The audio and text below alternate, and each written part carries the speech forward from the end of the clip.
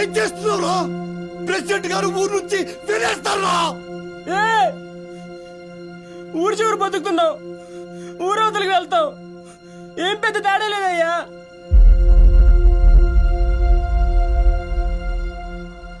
గుళ్ళో దేవుని వేనాడు చూపించలేదు, బళ్ళో చూశానయ్యా. మా దేవుడయ్యా ఆయన.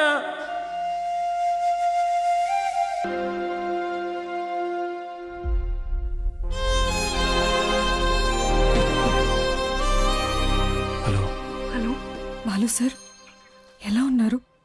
మేడం, మీకే చేద్దాం అనుకున్నాను, మీరే చేశారు.